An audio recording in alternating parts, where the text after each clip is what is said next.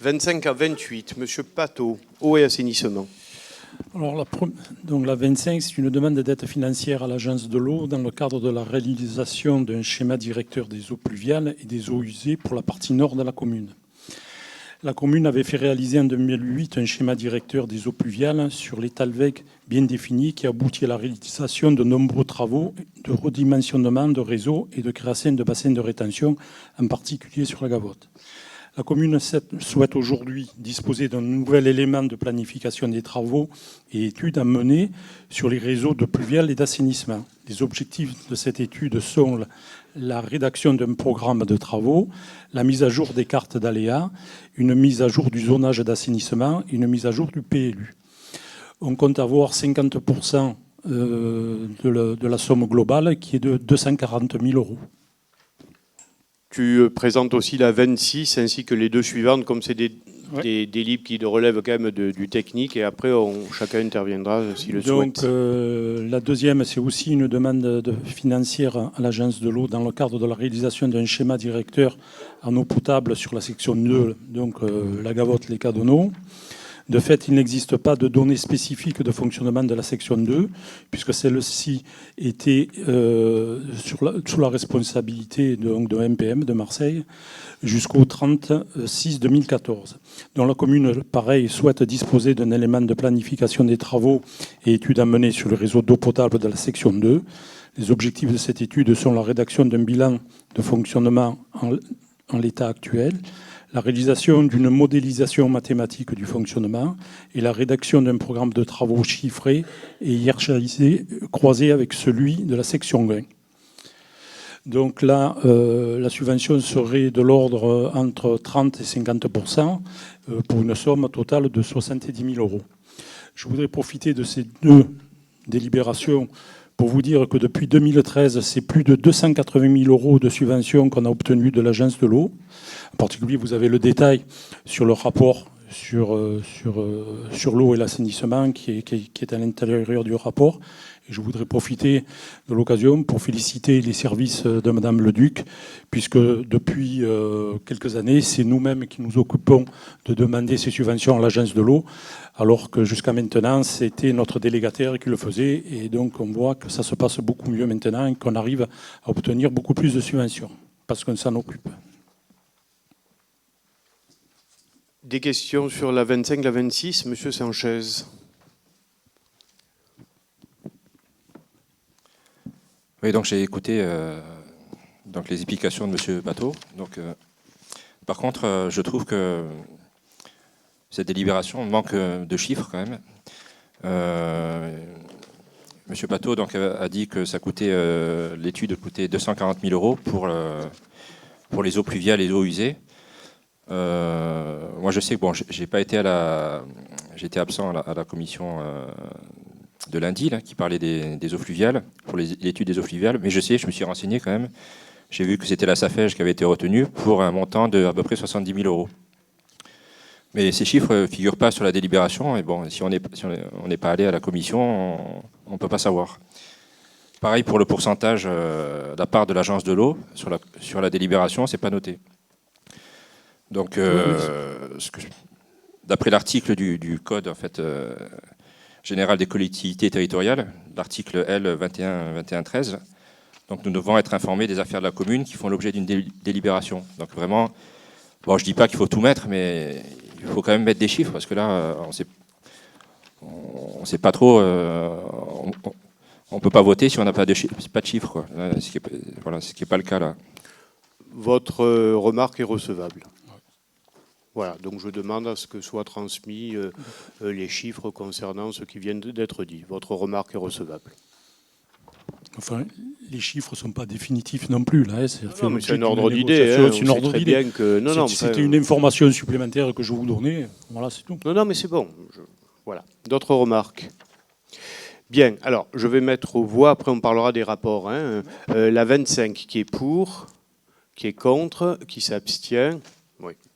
La 26 pour, contre, abstention. Vous êtes pour? D'accord.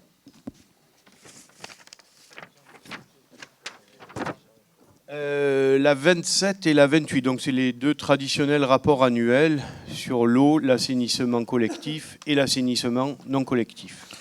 Alors, sur le rapport dit rapport du maire sur l'eau et l'assainissement, ce qu'il faut retenir pour l'année 2014, c'est les contrats de l'eau et de l'assainissement dits du périmètre historique de Marseille ont pris fin depuis le 31/12/2013 pour l'assainissement et depuis le 30/6/2014 pour l'eau potable.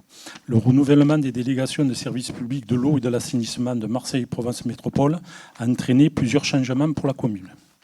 En assainissement, un nouveau contrat a entraîné une hausse importante du prix de traitement des eaux usées de la commune par la station d'épuration de Marseille. En eau potable, la commune a récupéré la gestion du réseau de la section 2 au 1er juillet 2014, avec à la clé une stabilisation du prix de vente. Je vous avais d'ailleurs présenté une délibération au mois de juin qui ont unifié le prix de l'eau à cette date-là.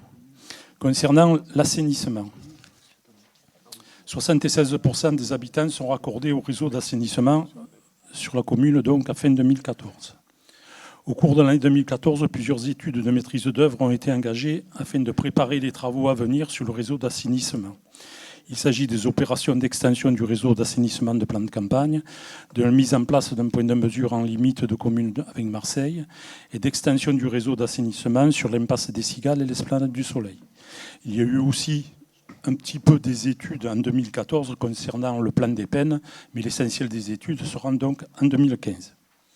Concernant donc le prix de l'assainissement, il est à noter que la part SEM, donc c'est la part que la SEM paye à MPM, a augmenté en 2014 de 39,94%, que la TVA a augmenté de 30,39% et que la commune n'a pas augmenté de même pas 0,1%.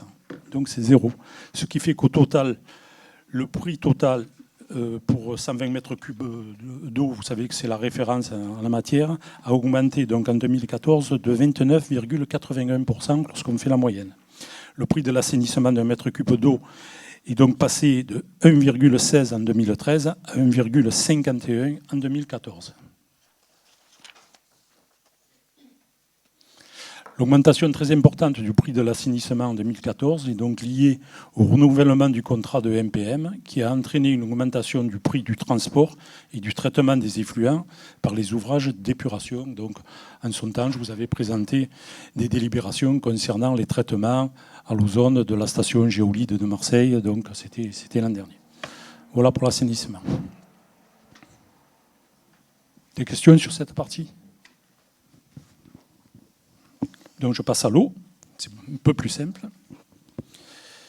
Donc sur la partie eau, on a réalisé pas mal de travaux sur la commune. Donc par l'exploitant, donc des travaux de renouvellement de canalisation. Il y en a eu pour 71 476 €. Concernant des branchements, 22 ont été renouvelés en 2014 pour 14 684 €, soit pour l'exploitant 86 160 €. Et puis par la commune, diverses opérations de maintenance sur les poteaux incendies en particulier, pour une somme de 18 090 €. Concernant le prix de l'eau, la part donc SEM a augmenté de 0,46%, la part de la commune de 0%. L'agence de l'eau, puisque là, évidemment, l'agence de l'eau rentre en compte, a augmenté de 3,41%, et la TVA de 0,86%, ce qui fait une augmentation du prix de l'eau de 0,87%. Alors, le prix de la distribution au compteur d'un mètre cube d'eau est donc de 2,43. Il était de 2,22 en 2013 et il est passé à 2,37 lorsqu'on l'a unifié au 1er juillet 2014. Concernant, vous vous rappelez que ces dernières années, le rendement n'était pas satisfaisant et qu'on appliquait des pénalités donc, à notre délégataire. Sauf que cette année, le rendement pour 2014 est de 84,27%. Donc, et que le rendement moyen sur les 3 dernières années, c'est le chiffre sur lequel on se base, a été de 81,96. Il doit être de 81 au minimum. Donc cette année, il n'y aura pas d'application de pénalité. Et pour la commune, lorsqu'on fait le total de l'eau et de l'assainissement, on est à 3,94 €. Alors, des questions ? est vrai que tu as été très précis. Donc je mets cette délibération 27 au vote, qui est pour, qui est contre, qui s'abstient, 3 abstentions. Concernant la 28... Ouais, c'est le rapport annuel du SPANC, du service public d'assainissement non collectif, qui est sous la responsabilité de la CPA. Donc la CPA a approuvé par le Conseil communautaire du 10 juillet donc, ce rapport. Il y a environ 1000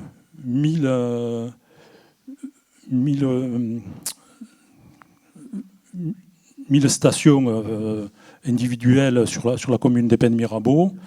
Donc il n'y a pas eu de contrôle sur les installations existantes cette année, puisqu'elles ont toutes eu lieu en 2010 et que les prochaines auront lieu donc en 2020-2025, si c'est encore le SPANC. Donc les actions prioritaires qui vont être menées donc en matière d'assainissement, en particulier sur le secteur du plan d'Épène, va permettre de réduire le nombre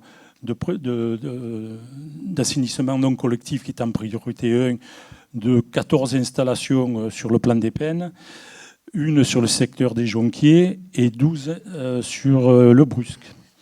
Et plus, il va y avoir aussi en 2015, on va commencer les travaux cette année, le programme sur plan de campagne qui va éliminer à peu près une trentaine de points qui ne sont pas conformes.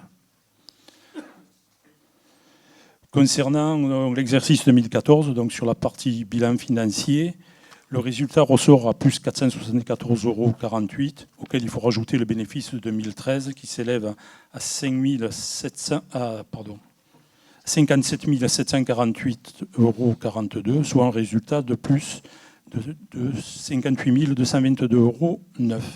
Et ça a été adopté par le Conseil communautaire de la CPA. Des questions? Bien. Donc je mets au vote qui est pour, qui est contre, qui s'abstient, adopté. Merci Gérard pour ces précisions et bravo pour la synthèse.